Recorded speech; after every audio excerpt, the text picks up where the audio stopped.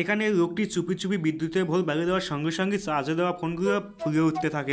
এই তো কাজ হচ্ছে। ওস্তাদ তো একটু ঠিক পাচ্ছে না, একটু পর হবে মজা। এখন এখান থেকে কেটে পড়ি। এই পচা টেস্টারটা দে। পচা শুনতে পাচ্ছিস না নাকি? এই পচা আবার কোথায় গেল? হাই, মোবাইলে আবার কি হচ্ছে? এগুলো তো দেখি বাস্ট হয়ে যাবে। এই পচা পচা কই তুই? মোবাইলের এইসব কি হচ্ছে? দেখ কেন ওস্তাদ, কি হইতাছে? ওই যে দেখ মোবাইলগুলো খুলে যাইতেছে। হাই আল্লাহ, মোবাইলগুলো তো এবার ফেটে যাবে। আর এইসব তো আমার কাস্টমারের মোবাইল, ওদেরকে আমি কি জবাব দেব? আরে ওস্তাদ, মোবাইলের কথা বাদ দেন, তাড়াতাড়ি পাগান এখান থেকে, নয়তো ফেটে যাবে।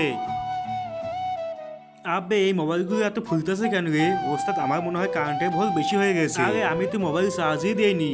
তুই কি চার্জে দিয়েছিস? আরে ওস্তাদ, আমি কেন চার্জে দেবো? আমি তো পেছনে ঝাড়ু দিচ্ছিলাম। হ্যালো ভাইজান, হ্যালো, আমার মোবাইল কি ঠিক হয়েছে? আরে এরা আবার কোথায় মারা গেল? আরে এই পাগল দেখি এবার ভেতরে চলে গেল।